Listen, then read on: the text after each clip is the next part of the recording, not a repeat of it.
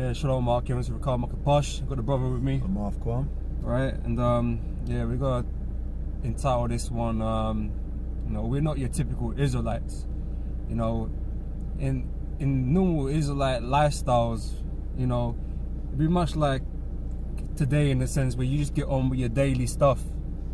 You know, you go work, you come home, you know, you have your food ready until your woman's cooking for you, hopefully. You know, and you know, that's like a daily thing that goes on. That cycle goes on a daily basis. Okay, you don't really think too much, you know, about certain things. You know, as long as you're keeping the law, you know, back then, and you just getting on with your things, it was all good. You know, everyday life kind of stuff. But us as men, the Lord, you know, we don't get to have the same luxuries as regular Israelites would have done. Okay, and the same applies now in this time. You know, you've got other camps out there, you know, that are, you know, call them family Israelites and that kind of stuff. And not that to say there's anything wrong with having family in that, but, you know, in this truth, it's hard to maintain a good family in this world. It's hard to maintain a good anything, you know, if you're really about this work, because you have to put that first. And Yahweh Shai, you know, explained these things to us, you know, back when he was on the scene. And, you know, it's not easy to, if you have things, to balance them and, you know, still do the work of the Lord, you know, with all of your spirit, you know, all of your mind. Okay, because you have to, you know, deal with other things that are outside of the work of the truth. You know, it takes some of your time away, you know, and your energy. Okay, but you know, we're not in a position, being called to do this work. You know, we're not in a position to enjoy what things are seen as more luxury things now for us, even though they're not really luxury things, but we don't get the time to enjoy them. Okay, simple things like family and stuff like that. You know, we do our best for those who have families, who got wives and children and whatever. We do our best, but it ain't never going to be enough for them. Okay, and that's just the truth, man. I think I remember, was it Elder Ricard, Apostle Ricard, he said to me, you know, you're never going to win a Dad of the Year award or something to that extent, man. Yeah, you know, and that's just the truth of the matter, man. Okay, because we have to put this word first. Our families don't come first, because in our minds, you know, if it comes down to it, we have to be prepared to, you know, leave them behind if it becomes, you know, a hindrance to us. You know, we are prepared to forsake all things. Okay, and that doesn't, you know, that's not just material things. That's, you know, things that are, you know, are more substantial than just material things. Okay, but you know, we're gonna let the scripture speak, and we'll expand on certain things. I've got a couple of articles here because, you know, realistically, we're like military soldiers in this truth. Okay, and you know, the lifestyle that they live, you know, in the military now is kind of similar to how we are, or how we live, you know, in this world in some cases. You know, so we kind of like that when it comes to interactions with people. Okay, but we're gonna start with the scriptures, brother. You can get me Luke chapter 14 and verse 26, please, Baba Kushar. You know, so, you know, it's not easy to balance. You know, I'm sure those of us that have other halves and stuff like that, you know, they always say they're probably unhappy. Okay, because there's always shit that, you know, I mean, they got shit to deal with too, because they're emotional, they're insecure creatures. You know, but we got a job to do, and that job has to come first. You know, and that's amongst going to work for Esau to earn, you know, money for daily bread. You know, to help feed your family. You know, they want to spend time with you. They want to go out and do things. You know, your child, you know, he wants to go do things and spend time with you and that. And sometimes you just don't have the time or the energy to give them. Okay, and you know, that's an effect of being in this world and, you know, working in this truth, man. Our energy and our time is spent, you know, with the word. You know, and battling demons. You know, because demons, just, you know, you battling your own demons, man, takes energy out of you, man. And you know, when you see your family and that, because they're not completely right, you know, and they ain't going to be completely right until the king, just as we are not, you know, perfect, okay, but it vexates you, you know, sometimes being around them and the things that they're doing, you know, and you know, if you're quick on the gun, man, all you're going to do is have arguments after arguments after arguments consistently all the time. Sometimes we have to bite the bullet, you know, and we just chill, we try to ignore it to the best we can sometimes, man, you know, but sometimes it's a bit too much, and sometimes you need to be away from them, you know, because it gets to that point sometimes. I speak for myself, you know, I can only presume, but I speak for other brothers also that are in that position, you know, but it gets like that sometimes. Okay, but yeah, brother, yeah, grab me that, please. Yeah, so lucky. I don't want to interrupt you in the speech. I know brothers in the spirit, man, but you know, all praises to Yahweh Hashem Yahweh Shai. Yeah, it's lucky. And double honors to the apostles, man, and the elders. This is Luke 14:26. If any man come to me and hate not his father and mother and wife and children and brethren and sisters, yea, and his own life also, he cannot be my disciple. So this is what Yahweh Shai said. Okay, he told us that if any man come to me and hate not his father, his mother, his wife's children, his brethren, okay, then he's not fit to be a disciple, to be his disciple. Now, that's not saying that you have to hate your mother, your brother, your father. What it's really saying is that you have to be prepared, because the thing is with the truth, right? It creates a barrier. The truth creates a barrier. Those that are within the truth and those that are not in the truth, because they can't understand. You know, when Yahweh Shai came, he kind of turned everything upside down in a sense. You know, he brought the true understanding of the scriptures, man, and where it wasn't, you know, cohesive with the current ideas of the word, let's put it that way, okay, because they didn't have the full understanding. When the Yahweh Shai come to expound it, they didn't agree with it, man. They thought you're aliens, like, what the hell is he talking about? You know, and they hated the Lord because of that. Now, because of the hate against the Lord and what he was bringing, the full understanding, that hate now turns upon you as those that follow him. So for you to follow the Lord and you know, and his teachings, his doctrine, it causes a rift for those that don't believe. Okay, so when the Lord's, you know, what's that word? You know, when the Lord comes to you, man, to recruit you, okay, there's a big shift that happens, man. You got to change everything about yourself. You got to change the way you think. Okay, and that change in you is hard for other people to accept. Okay, it's hard for other people to accept, and it causes that division.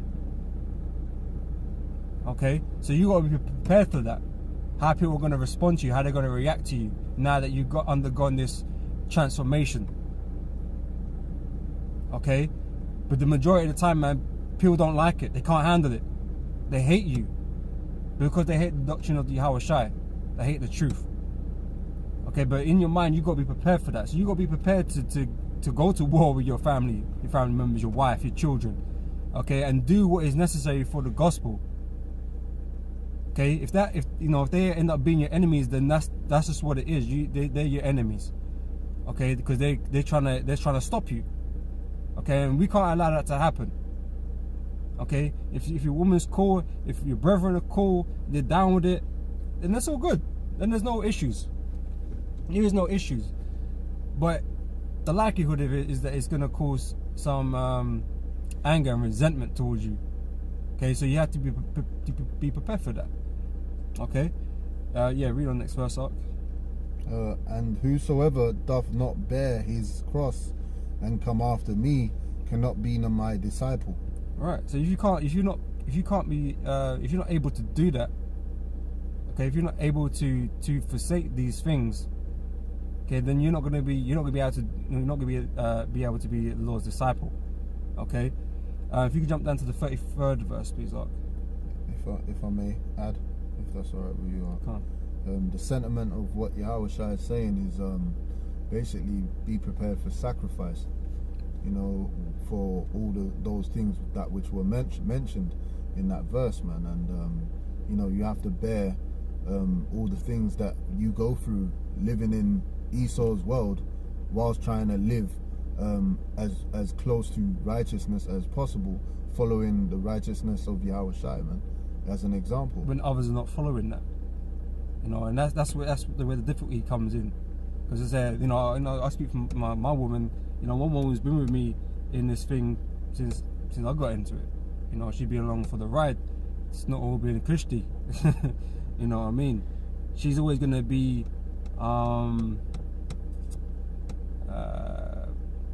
resisting to a degree.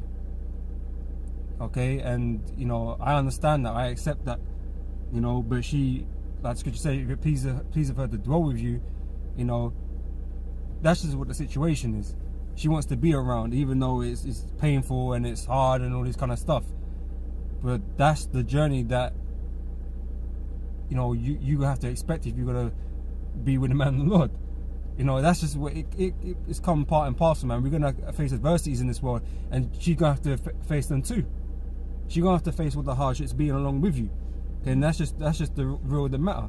And you know, there's all these kind of sacrifices that are involved in being in a relationship, that you can't maintain a normal healthy relationship.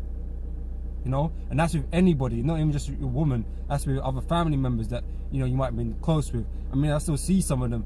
You know, we're cool, but it's not the same. I don't, you know, I'm not around there like ever. You know, I might bump into them. I might drop in and say hello, but you know, maybe there's maybe a family function going on. Maybe I might attend, maybe, but I don't talk to them. I don't really talk to them. Can't. You know. Yeah, it's true, man. Because when you first come into this thing, you know, they become like adverse to you, yeah. Adversaries almost. Well, no, they are, because even though they can be nice to you, they don't agree with what it is that you're doing. Can't. Okay, and that's a big sticking issue. You know what I mean? You don't agree with what I'm doing. You tolerate my presence, but you don't tolerate my views and opinions, which are not my own. Okay, which is the scriptures. Okay, you don't tolerate that. So as long as I'm not talking about that, we're probably okay. They tolerate it, yeah. But realistically, I don't really want to talk about anything other than that as a decent conversation. Because it's hard to conversate with people that, you know, you're just making idle chit chat. Really, you want to get into something juicy. You know, you want to go into speaking about the word. You know, but sometimes, you know, you can't deal with people like that. I mean, you know, people at work, you don't talk about necessarily in the scriptures unless they show some kind of interest in it. I mean, I've dabbled, you know, at my own peril, but you know, most of the time, that stuff stays with me. You know, and I go to work, come home, kind of stuff. You know. Luke 14:33. Yeah. So likewise, whosoever he be of you that forsaketh not all that he hath, he cannot be my disciple. Okay, so you have to be prepared to sacrifice things and understand that you're not going to live a regular life. Okay, this is not like these Christians are good examples, man. These so-called Christians, man. They go about their everyday life doing normal stuff with no real effort in the word whatsoever. They go to church on a Sunday and they party the rest of the week or whatever. Party Sunday, Friday night, go to work Friday, Saturday, have a normal life. You know, they're not being persecuted by nobody. You know, that's ideal. That sounds lovely, man. I wish, you know, we could enjoy some of that. But, you know, it don't work the same way for us, man, because we actually invested in the Lord. Okay, we actually believe in the Lord and we actually believe in His word. Okay, and doing what is required of us to be accepted of the Lord. Okay, this isn't just lip service. This isn't just about going, you know, we don't attend church, but this ain't just about going to church and listening to some sermons, man, and then coming home believing that you're a man of the Lord. You ain't doing shit, and you're not keeping the word of the Heavenly Father true anyway. Okay, you're nothing but a bunch of hypocrites in those churches. Okay, but there's hypocrites amongst our own people, man, that believe that know they're Israelites. Okay, there's even hypocrites amongst them, amongst us. So, but the truth is, man, the road we have to walk is a hard road, and you know, you face things. Okay, Okay, we're not here to appease our women. We're not here to appease our children. Okay, at the detriment of this truth, man, of serving the Lord. Precept. Can't. This is Matthew 19, verse 27. Then answered Peter and said unto him, Behold, we have forsaken all and followed thee. What shall we have therefore? And Yahushua said unto them, Verily I say unto you, that ye which have followed me in the regeneration, when the Son of Man shall sit in the throne of his glory, ye also shall sit upon 12 thrones, judging the 12 tribes of Israel. So that just shows you, man, our time, all those things that the people are in prosperity right now and enjoying those things, the brothers that are following after Yahushua, our time is with Yahushua in the kingdom. That's right. And that's what we're working toward. We're working for a better future, man. You know, in an everlasting kingdom. In the kingdom we can enjoy all things. And we had an infinite amount of time to enjoy it all. You know? But here the Lord is trying to prove you, man. The Lord is trying to prove whether or not you're about this word or not. You're about him.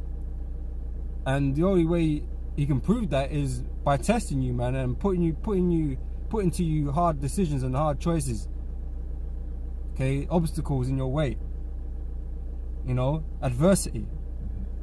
You know, the fires of adversity, man. And that's the only way it can be done. Okay, so if you're not really feeling the adversity, man, then the Lord ain't really dealing with you, man. You know, but every aspect of our lives frustrates us, man, because it ain't right. You know, it's not how you would like things to be, but it is the way it is, and you have to deal with that, man. You have to get comfortable with being uncomfortable. That's right.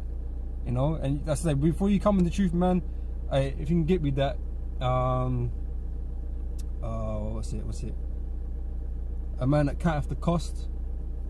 Put count cost in the search. We weigh up whether or not we're able to finish, you know, what it is we're about to start. Okay? Yeah, got it. You got it? Yeah, can't read that. Luke 14:28. For which of you, intending to build a tower, sitteth not down first and counteth the cost, whether he have sufficient to finish it? Right, so basically before we go in the street, man, we have to really sit back and think about what it is that the Lord is asking us to do, and was we prepared to do that? Are we prepared to do that? Because at this point, in this moment in time, we have not lost all things. All things have not been taken from us, but we know there's a very great possibility that will be the case at some point. And you have to know in yourself that you can cope with that, you can bear that, okay, and you can continue on regardless of all of that. Okay, so that's the counting the cost. What's it going to cost you, man? What are you prepared to sacrifice? The Most High may require all from you. Okay, he may require all things from you. Okay, he may not. Okay, time will tell. Hey, Job was tried. Job was tried. His faith was tried. Everything was taken from Job. That's right. Even his flesh was afflicted. That's right. But he still kept the faith, and the Lord built him up, man. He broke him down and built him up. But like the brother was saying, man, adversity. How will you cope with the bread of adversity? You need to measure that in your mind and meditate on that. And when you obviously throughout the truth, you grow, man. Mm-hmm. All right. This thing ain't a thing of where you get involved because it's the thing to do, and all of a sudden you go through the adversity, and now because you're supposed to know what you're getting yourself into from the day dot. Well, that's what I mean. Sometimes a man can't do this. He can't count the cost, and maybe a man never knows until he's put in that position, because only the Lord truly knows whether or not a man is going to succeed in it or not. Mm-hmm. You know, a man might think he'd be able to do something and then find out he can't. You know, but there's been men in the ministry, I think in the ministry even. You know, I know I've definitely heard of occasions where people are falling out, you know, wherever camp they've been in, because of their woman or their family or stuff like that, because they can't operate like that. They can't deal with the fact that the woman hates them for putting them through hardships. You know, they can't stand being hated. People hate them. When I got in the street, you know, friends I used to hang around, I don't hang around with those friends anymore. My friends are my brethren. You know, I might go, to a work doing that kind of stuff, maybe to chill or whatever, but they're not my friends. Okay, my brethren are my friends. And, everybody else, man, those that did know you, they hate you. And you have to be able to bear that people hate you, that people are gonna hate you. Your woman hates you, okay? From time to time, She might say she loves you from time to time, but a lot of the time she's fucking angry. A lot of the time she's frustrated, just like we're frustrated.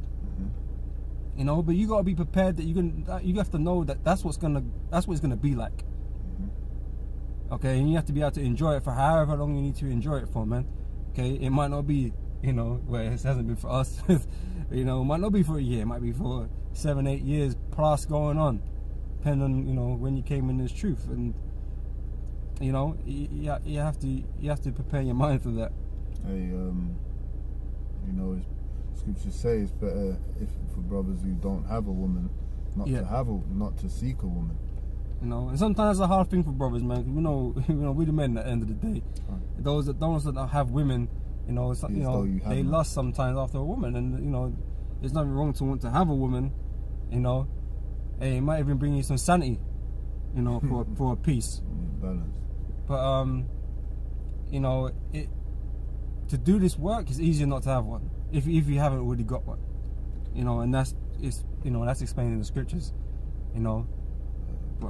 Matthew 19:29, and everyone that hath forsaken houses, or brethren, or sisters, or father, or mother, or wife, or children, or lands, for my name's sake, shall receive 100-fold, and shall inherit everlasting life. But many that are first shall be last, and last shall be first. So yeah, there you had it, man. You had a long list so that you can understand that there's much things that men in this world would seek after, but at the same time we seek after Yahweh Shai. So we esteem Yahweh Shai greater than many riches, or whatever gain you can gain from this world. Having a new baby, getting a wife you've always wanted, having a house, having a car. All that is vanity if you don't have Yahweh Shai. The so-called simple life. Come on. Don't get twisted. Jake would have love nothing but to have a simple life, man. In scripture tell you, man, as a plain man dwelling in tents. Jake just wants to chill. That's the majority of our people, just want to chill. But that's what, on the flip side, doesn't make them good disciples. Because life ain't gonna be simple. Okay, life ain't gonna be simple. Life is gonna be fairly complicated in a sense, because you got to maneuver around in this world knowing that you're not a part of this world, man. Okay, and you get accustomed to doing that, but it's at the sacrifice of people's feelings and stuff like that. People's emotions.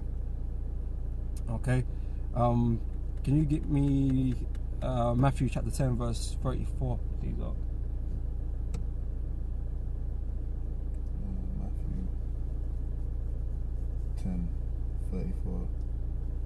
Matthew 10 verse 34, it says, think not that I am come to send peace on earth.